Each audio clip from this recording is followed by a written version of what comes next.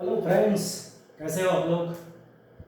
हम लोग ग्रामर के लिए एक वीडियो लेक्चर की सीरीज बना रहे हैं जो कि सीबीएसई और स्टेट बोर्ड दोनों के लिए बहुत ही यूज़फुल है। जो टॉपिक हमने चुना है that topic is useful for CBSE as well as state board. तो हम लोग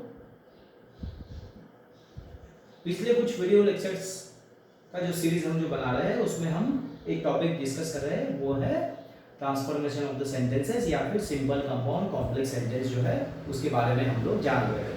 पहले हमने फ्रेजेस क्या होते हैं, क्लॉजेस क्या होते हैं उसके बारे में जाना है। मेन क्लॉज, सबऑर्डिनेट क्लॉज क्या होता है उसके बारे में एक बहुत अच्छा वीडियो अपना यूट्यूब चैनल पर, सुनील देशपांडे नाम के यूट्यूब चैनल पर अवेलेबल है। आप उस वीडियो को देख लीजिए, आपका वो कंसेप्ट भी क्लियर हो जाएगा। What is a main clause, what is a subordinate clause क्या होता है उसके बारे में भी हमने वीडियो लेक्चर बनाया। उसके बाद हमारा कंपाउंड सेंटेंस वाला फिल्मी सॉन्ग के साथ कंपाउंड सेंटेंस वाला वीडियो बहुत पॉपुलर हो रहा है, यूट्यूब चैनल पर अवेलेबल है, आप उसे भी देखिए। आज हम ये जो वीडियो बना रहे हैं, ये वीडियो हम लोग बना रहे हैं कॉम्प्लेक्स सेंटेंस के लिए। ये कॉम्प्लेक्स सेंटेंस जो है, ये कॉम्प्लेक्स सेंटेंस, इसके नाम पे नहीं जाना, कुछ कॉम्प्लेक्स नहीं है। कॉम्प्लेक्स सेंटेंस एकदम सिंपल है, इससे ज्यादा कॉम्प्लेक्स तो सिंपल सेंटेंस है। इसका नाम ही कॉम्प्लेक्स सेंटेंस है लेकिन इसको पढ़ना बहुत सिंपल है। हम इसको बहुत सिंपल तरीके से अब इसको हम पढ़ने जा रहे हैं। जब मैंने सोचा कि इस कॉम्प्लेक्स सेंटेंस के बारे में जब मैंने सोचा तो मेरे मन में एक वो फिल्म सॉन्ग, वो गाना मुझे याद आया। वो गाना है ना, आपने भी शायद सुना होगा, थोड़ा पुराना है लेकिन चलता है, बीच बीच में आपको सुनाई देता होगा। वो गाना आपने भी सुना होगा। गाना है कि हम तेरे बिन कहीं रह नहीं पाते, तुम नहीं आते तो हम मर जाते। हम तेरे बिन कहीं रह नहीं पाते, तुम नहीं आते तो हम मर जाते। अब ये गाना मुझे कॉम्प्लेक्स सेंटेंस, जब मैंने सोचा कि आपको कॉम्प्लेक्स सेंटेंस अच्छी तरीके से पढ़ा हो, तब मुझे ये गाना याद आया।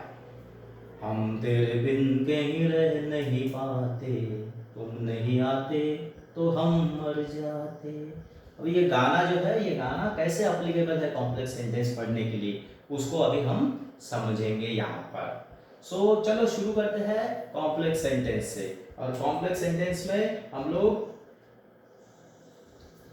यहाँ पर एक कॉम्प्लेक्स सेंटेंस लिखते हैं, फिर उसको एनालाइज करते हैं, उससे हम समझ लेते हैं कि कॉम्प्लेक्स सेंटेंस क्या होता है, उसको आइडेंटिफाई कैसे करना है और उसको कैसे समझ लेना है, इसकी हम बात करते हैं। ओके, चलो एक हम सेंटेंस लिखते हैं। My father laughed. ओके, एक सेंटेंस है ये सेंटेंस एक सेंटेंस है, इसको हम फुल स्टॉप देंगे, एक क्लोज कर देते हैं। इसके नीचे हम एक सेंटेंस लिखते हैं, I told joke, I told a joke. अब ये जो दोनों सेंटेंसेस हमने यहाँ पर लिखे, दोनों सेंटेंसेस दोनों के दोनों इंडिपेंडेंट सेंटेंसेस है, दोनों इंडिपेंडेंट है। यहाँ पे फुल स्टॉप है, ये पूरा एक सेंटेंस है, ये पूरा एक सेंटेंस है। अब ये जो सेंटेंस है इसको हम क्लॉज भी बोल सकते हैं, क्योंकि क्या है, क्लॉज का जो क्राइटेरिया है वो तो पूरा कर रहा है। क्लॉज में क्या होता है, जैसे कि मैंने सारे वीडियोस में आपको बताया, क्लॉज में क्या होता है, क्लॉज में होता है एक सब्जेक्ट, ये यहाँ पर सब्जेक्ट है माय फादर, और क्लॉज में होता है एक प्रेडिकेट, ये प्रेडिकेट है लाफ्ड। माय फादर, हम फादर के बारे में बात कर रहे हैं इसलिए हमने माय फादर को बोला सब्जेक्ट, लाफ्ड प्रेडिकेट है, सब्जेक्ट के बारे में जो बताया वो प्रेडिकेट होता है। So here is laugh is predicate, और यहाँ पर एक फाइनाइट वर्ब है लाफ, ये क्या है, एक फाइनाइट वर्ब भी है। So this has a subject and predicate and finite verb, so it is a clause itself, ये क्लॉज है। लेकिन वो इंडिपेंडेंटली आया, फुल स्टॉप के साथ आया है, पूरा मीनिंग कन्वे कर रहा है, इसलिए हम उसको एक सेंटेंस बोल रहे हैं। वो एक सेंटेंस है, ये वाला एक सेंटेंस है, आई टोल्ड अ जोक। ओके, अब ये दो सेंटेंसेस अलग अलग है। इस सेंटेंस को हम फिर से लिखते हैं, my father laughed, okay, I told the joke. ये दोनों के दोनों सेंटेंसेस जो है वो अलग अलग है, अलग अलग है, लेकिन ये दोनों एक दूसरे से मिले, है ना। इसने देखा इसको और इसने देखा इसको, वो दोनों ने सोचा कि चलो साथ में कुछ वक्त गुजारते हैं, हुकअप कर लेते हैं। आजकल के आपके लैंग्वेज में बोलते हैं ना, हुकअप कर लेते हैं, हुकअप, मुझसे हुकअप तू कर लेना। तो यहाँ पे ये सेंटेंस है और ये सेंटेंस है। ये सेंटेंस क्या बोल रहा है? ये सेंटेंस बोल रहा है कि हमने तुमको देखा, तुमने हमको देखा ऐसे, तुम सनम मिलते रहे हो सातों जन्म जैसे। जैसे कि सातों जन्म से हम तुम मिल रहे हैं और हमको अब एक होना है। ये दोनों सेंटेंसेस को अब हम क्या करते हैं? एक करते हैं, कंबाइन करते हैं। तो कंबाइन करने के लिए बहुत सारे तरीके हैं हमारे पास। यूजिंग कंजंक्शन, कंजंक्शन का यूज करके हम इसको कंबाइन करते हैं। तो कंबाइन करने के लिए पहले हम ये फुल स्टॉप हटा देंगे, क्योंकि अब हमको क्या करना है? दो सेपरेट सेंटेंसेस को कंबाइन करना है। इसको उठा के हम यहाँ लाएंगे, कंबाइन करेंगे। और कंबाइन करने के लिए हमारे पास एक डिवाइस होता है जिसको हम बोलते हैं जॉइनिंग डिवाइस, और ये जॉइनिंग डिवाइस को हम बोलते हैं कंजंक्शन, ओके। अब हम देखते हैं कि दो चीजें हैं हमारे पास। My father laughed, I told the joke. मेरे पिताजी हंसे, मैंने जोक बोला। तो अब हम इसको कंबाइन करके बोल सकते हैं, जब मैंने जोक बोला तब मेरे पिताजी हंसे। ऐसे हम इसको कंबाइन कर सकते हैं। सो इसको कंबाइन करने के लिए हम क्या करते हैं? पहले यहाँ पे जॉइनिंग डिवाइस या फिर कंजंक्शन लिखते हैं। माय फादर लाफ्ड, यहाँ पे हमने कॉमा दे दिया। कॉमा इसलिए दे दिया क्योंकि ये क्लॉज हमको दिखाना है कि ये क्लॉज सेपरेट है। अब यहाँ पे हमने जॉइनिंग डिवाइस लगाया, कंबाइन करना है हमको। अब ये वाला सेंटेंस इसको उठाते हैं और इसको यहाँ पे रख देते हैं। Then it will become a part of this big sentence. So ये जो सेंटेंस है it will become a clause. Clause is a sentence itself. Clause एक सेंटेंस ही होता है but it is a part of a sentence. So ये वाला जो सेंटेंस है इसको हटा देंगे, इसको यहाँ लिखेंगे when I told a joke, my father laughed when I told a joke. अब ये जो दो अलग अलग सेंटेंसेस थे, ये दो अलग अलग सेंटेंसेस अब क्या बन गए? अब वो बन गए एक ही कंबाइंड सेंटेंस, सिंगल सेंटेंस। एक सिंगल सेंटेंस बन गए। और जो अलग अलग जो दो सेंटेंसेस थे, my father laughed, I told a joke, that two different sentences become a part of a single sentence. ठीक है, सो दे बिकम क्लॉज। ये भी एक क्लॉज हो गया माय फादर लाफ्ड, और ये भी एक क्लॉज हो गया when I told a joke. ये भी एक क्लॉज हो गया। ठीक है, अब ये दोनों मिलके जो सेंटेंस बना, इस टाइप के सेंटेंस को बोलते हैं कॉम्प्लेक्स सेंटेंस। तो अभी हम इसको डिसाइड नहीं कर सकते कि ये कॉम्प्लेक्स सेंटेंस है। अभी हम धीरे धीरे समझ लेंगे कि कॉम्प्लेक्स क्यों है। अब कॉम्प्लेक्स सेंटेंस कैसे समझना? कॉम्प्लेक्स सेंटेंस का क्राइटेरिया क्या है? कॉम्प्लेक्स सेंटेंस का क्राइटेरिया ये है कि दो क्लॉजेस हैं, दो क्लॉजेस होनी चाहिए, ओके।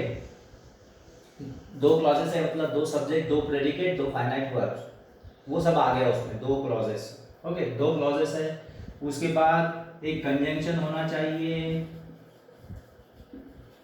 वो कंजंक्शन सबऑर्डिनेटिंग कंजंक्शन होना चाहिए। कोऑर्डिनेटिंग कंजंक्शन क्या होता है, सबऑर्डिनेटिंग कंजंक्शन क्या होता है, मेरा वीडियो है उसको देख लो एक बार। सो दो क्लॉजेस होने चाहिए, कंजंक्शन होना चाहिए, है ना। अब ये जो दो क्लॉजेस है, ये दो क्लॉजेस में एक क्लॉज होना चाहिए मेन क्लॉज। अपना वीडियो है ना मेन क्लॉज वाला, उसको देख लो, मेन क्लॉज। और दूसरा क्लॉज होना चाहिए सबऑर्डिनेट क्लॉज। एक क्लॉज होना चाहिए मेन क्लॉज और दूसरा क्लॉज होना चाहिए सबऑर्डिनेट क्लॉज। इसी का नाम है डिपेंडेंट क्लॉज। इसी को दूसरा नाम दिया जाता है डिपेंडेंट क्लॉज। ये डिपेंड होता है पहले वाले क्लॉज पे। So it is also known age dependent clause. ठीक है, सो दो क्लॉजेस होने चाहिए, दो में से एक क्लॉज होना चाहिए मेन क्लॉज, दूसरा क्लॉज होना चाहिए डिपेंडेंट क्लॉज या फिर उसको बोलते हैं सबऑर्डिनेट क्लॉज। तो पहले हम चेक करते हैं कि जो सेंटेंस हमने यहाँ पे लिखा वो सेंटेंस इन क्राइटेरियाज को पूरा करता है क्या। इसमें दो क्लॉजेस है क्या, कंजंक्शन है क्या सबऑर्डिनेटिंग, एक क्लॉज मेन क्लॉज है क्या और दूसरा क्लॉज सबऑर्डिनेटिंग क्लॉज है क्या, ये सारा चेक करेंगे। अगर ये सारा सही निकला तो फिर हम बोलेंगे कि ये वाला जो सेंटेंस है ये कॉम्प्लेक्स सेंटेंस है। ओके, चलो एक एक चेक करना शुरू करते हैं हम लोग। ओके, पहले इसको देखते हैं। इसको अंडरलाइन किया हमने, माय फादर लाफ्ड। इसमें सब्जेक्ट है माय फादर, प्रेडिकेट है लाफ्ड, फाइनाइट वर्ब है laughed. One subject, one predicate, one finite verb, definitely this is a clause. ये क्लॉज है क्योंकि इसमें एक सब्जेक्ट है, प्रेडिकेट है और फाइनाइट वर्ब भी है। ठीक है, तो ये क्लॉज है। अब इसकी बात करते हैं। When I told a joke, किसके बारे में बात की गई है? आई के बारे में। सो आई इज सब्जेक्ट। आई के बारे में क्या बताया, क्या किया आई ने? Told a joke. So this is a predicate, ये प्रेडिकेट हुआ। और फाइनाइट वर्ब है टोल्ड, इसमें एक फाइनाइट वर्ब भी है told. So definitely when I told a joke, ये वाला भी एक क्लॉज है। ठीक है, so in this sentence my father laughed when I told a joke, in this sentence we have two clauses, दो क्लॉजेस हमको मिल गए। ओके, चलो पहला क्राइटेरिया तो पूरा हो गया। चलो अब देखते हैं कंजंक्शन के लिए। Look for conjunction. यहाँ पे देखो, यहाँ कॉमा है, ये क्लॉजेस को सेपरेट करने के लिए कॉमा डाला है और यहाँ पे जॉइनिंग करने के लिए कंजंक्शन डाला है, when I told a joke. ठीक है, so when is a conjunction used in this sentence. Okay, चलो ये दो क्राइटेरिया हमारे पूरे हो गए कि यहाँ पे दो क्लॉजेस है and two clauses are joined by subordinating conjunction. Okay, अब हम ढूंढते हैं कि मेन क्लॉज कहाँ है, मेन क्लॉज, और सबऑर्डिनेट कहाँ, क्लॉज क्या है। क्योंकि if the sentence is complex sentence, तो इस कॉम्प्लेक्स सेंटेंस में एक होना चाहिए मेन क्लॉज और एक होना चाहिए सबऑर्डिनेट क्लॉज। एक होना चाहिए मेन क्लॉज और एक होना चाहिए सबऑर्डिनेट क्लॉज। तो चलो अब हम ढूंढते हैं इस सेंटेंस में मेन क्लॉज सबऑर्डिनेट क्लॉज है क्या। ओके, तो उसके लिए क्या करना पड़ेगा? उसके लिए एक गाना गाना पड़ेगा, एक फिल्म सॉन्ग अभी का है, पॉपुलर है। कौन सा गाना है वो? आपका है भाई, कोई अमान मलिक वगैरह गाता है। अच्छा चलता हूँ दुआओं में याद रखना, ऐसा कुछ तो भी बोलता है वो। अच्छा चलता हूँ दुआओं में याद रखना, ये वाला क्लॉज जो है, ये वाला क्लॉज बोल रहा है अच्छा चलता हूँ, बाय बाय, मैं जा रहा हूँ। ये क्लॉज अब सेपरेट हो रहा है। हम दोनों क्लॉजेस को सेपरेट करके पढ़ते हैं। अगर दोनों क्लॉजेस को सेपरेट करने के बाद हम देखेंगे जिसका मीनिंग अच्छी तरीके से समझ गया, पूरी तरीके से समझ गया, वो मेन क्लॉज। जिसका मीनिंग नहीं समझ में आ रहा पूरी तरीके से, वो सबऑर्डिनेट क्लॉज। चलो ये क्लॉज बोलता है अच्छा चलता हूँ दुआओं में याद रखना, ये चला। ये वाला क्लॉज माय फादर लाफ्ड, ये सेपरेट हो गया। सपोज इतना ही क्लॉज है ये हमारे पास, my father laughed. Let us try to understand this clause, my father laughed, मेरे पिताजी हंसे थे। अरे आई गॉट द मीनिंग, मुझे इसका मीनिंग पूरी तरीके से समझ में आ रहा है। देखो इसमें सब्जेक्ट है माय फादर, प्रेडिकेट है लाफ्ड और फाइनाइट वर्ब है लाफ्ड। ये क्लॉज है। ये क्लॉज जब मैं अकेला पढ़ता हूं, सिर्फ एक ही क्लॉज को पढ़ा मैंने सेंटेंस में, क्या बाकी का क्लॉज मिटा दिया, सिर्फ एक ही क्लॉज को मैं पढ़ रहा हूं। और ये पढ़ने के बाद भी मैं इसका मीनिंग पूरी तरीके से गेस कर सकता हूँ, पूरा मीनिंग मुझे समझ में आ रहा है। माय फादर लाफ्ड, इसका मतलब दिस क्लॉज इज इंडिपेंडेंट। क्या है? इंडिपेंडेंट है, अपने मीनिंग के लिए ये किसी के ऊपर डिपेंड नहीं है। इसका अपना खुद का मीनिंग ये कन्वे कर सकता है, बता सकता है। इसका सीधा सीधा मतलब है कि this clause is main clause. ऐसे क्लॉज को ही तो मेन क्लॉज बोलते हैं, जो कि अपना मीनिंग पूरा कन्वे कर सकता है, बता सकता है। ठीक है, सो ये हो गया मेन क्लॉज। अभी इसको बाजू में रखो, बाजू समझो इशारे हॉर्न पुकारे पम पम पम। चलो भाई बाजू हो जाओ, हम दूसरे क्लॉज की बात करते हैं। दूसरा क्लॉज क्या है? When I told a joke, ये हमारा दूसरा क्लॉज है। ये पहला वाला मेन क्लॉज हो गया। चलो हट जाओ, let us talk about this second clause, when I told a joke. ये क्लॉज है क्योंकि इसमें सब्जेक्ट है आई, प्रेडिकेट है टोल्ड अ जोक और फाइनाइट वर्ब है टोल्ड, तो this is a clause. Okay, अब हम ये देखते हैं कि ये जो क्लॉज है ये मेन क्लॉज है क्या। अब मेन क्लॉज है क्या कैसे पता चलेगा? How to identify whether this clause is main clause और not. So to identify whether this clause is main clause or not, we have to read it alone. हमको उसको अकेले को पढ़ना पड़ेगा, सिर्फ इतने ही क्लॉज को। चलो इसको ही पढ़ते हैं। When I told a joke, when I told a joke, जब मैंने जोक बोला, ये उसका मीनिंग हो गया। जब मैंने जोक बोला, तो क्या आपको इसका मीनिंग पूरा समझ में आया? मीनिंग तो समझ में आया नहीं, मीनिंग तो समझ में नहीं आया। उल्टा मन में एक क्वेश्चन, वो क्वेश्चन पैदा हो गया। When I told the joke, जब मैंने जोक बोला। अब क्वेश्चन क्या पैदा हो गया? क्वेश्चन ये पैदा हो गया कि what happened, what happened then when I told the joke, what happened then, तब क्या हुआ भाई? ये सवाल पैदा हो गया। When I told the joke, what happened then? It means कि ये वाला जो क्लॉज है, ये वाला क्लॉज अपना मीनिंग कन्वे नहीं कर रहा है। ये अपने मीनिंग के लिए दूसरे क्लॉज पे डिपेंड है। वो पहले वाले क्लॉज को बुला के देखो,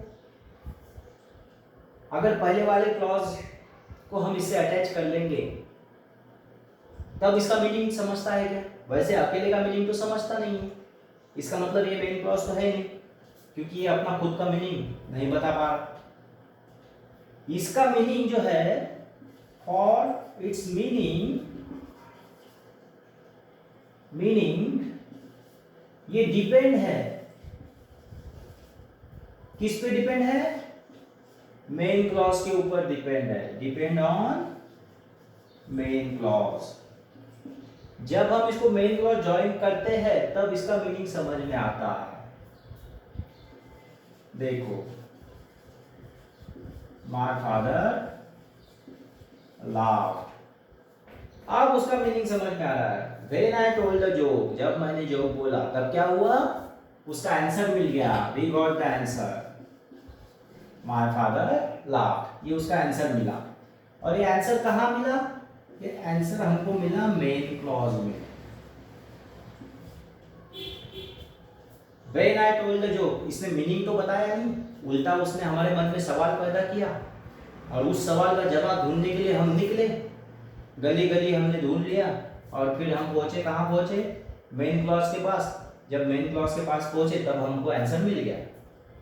so this clause is a dependent clause that is depend on for its meaning on main clause। ये क्लॉज जो है वो डिपेंडेंट क्लॉज है, अपने मीनिंग के लिए वो मेन क्लॉज पे डिपेंड है। इसीलिए फिर ऐसे क्लॉज को हम बोलते हैं डिपेंडेंट क्लॉज या फिर उसको ही हम बोलते हैं सबऑर्डिनेट क्लॉज, सबऑर्डिनेट क्लॉज बोलते हैं हम उसको। सो ये जो इस तरीके का एक सेंटेंस का स्ट्रक्चर हमारे आंखों के सामने आता है, जिसमें एक मेन क्लॉज है, एक सबऑर्डिनेट क्लॉज है और उसको एक कंजंक्शन से जॉइन किया गया है। ऐसे ही स्ट्रक्चर को हम बोलते हैं complex sentence.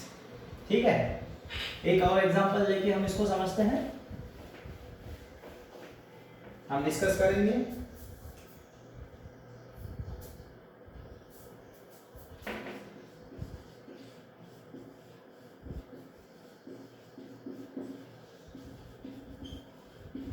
The football match was cancelled because it was raining। ये हमारा सेंटेंस है, सिंगल एक ही सेंटेंस है, बड़ा है लेकिन एक ही है, ध्यान में रखो, क्योंकि इसमें सिर्फ एक ही फुल स्टॉप लगा है, यहाँ पे कॉमा से उसको सेपरेट किया है, यहाँ पे हमको एक कंजंक्शन दिख रहा है, फुल स्टॉप एक ही दिख रहा है, we can conclude that this is a single sentence. अब ये सेंटेंस को कॉमा से देखिए, यहाँ पे दो क्लॉजेस को सेपरेट किया है, the football match was cancelled because it was raining. अब ये दोनों क्लॉजेस को हम इंडिपेंडेंटली पढ़ते हैं, पहले हम सिर्फ इसको पढ़ते हैं, the football match was cancelled.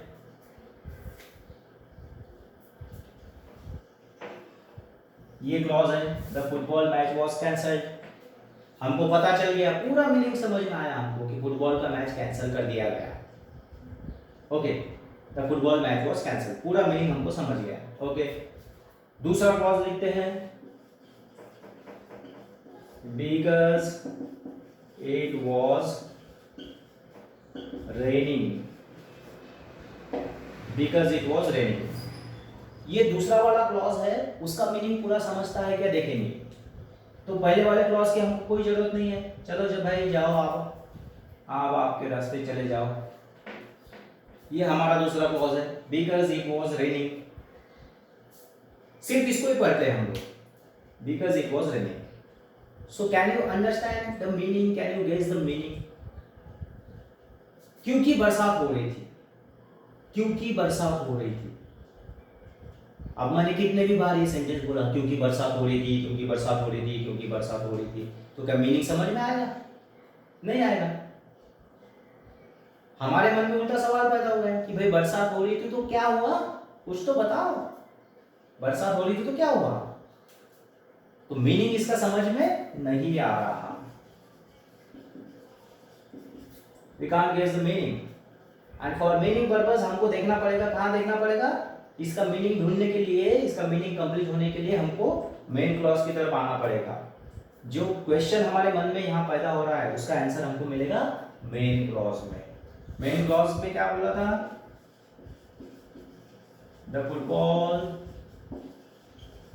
Match was cancelled because it was running, because it was running, raining, it was raining, raining हो रही थी तो क्या हुआ भाई, बरसात हो रही तो क्या हुआ, फुटबॉल मैच कैंसिल कर दिया गया। सो इसका मीनिंग हमको कब पता चला, जब हमने देखा मेन क्लॉज को। So for meaning purpose this second clause is dependent on the first clause, that is on the main clause. It means that this second clause is subordinate clause. ये वाला second clause जो है वो subordinate clause है, because it was raining. ये वाला clause है subordinate clause. So again we have a structure here where one clause is main clause and another clause is subordinate clause, and this type of sentence, this type of arrangement in sentence is known as a complex sentence. ठीक है, तो अभी हम समझ में आ गए हैं complex sentence इनका क्या है, कि हम तेरे बिन जी नहीं पाते, ये वाला सेकंड वाला क्लॉज जो है, ये सेकंड वाला क्लॉज क्या बोलता है कि हम तेरे बिन कहीं जी नहीं पाते। किसको बोल रहा है? मेन क्लॉज को।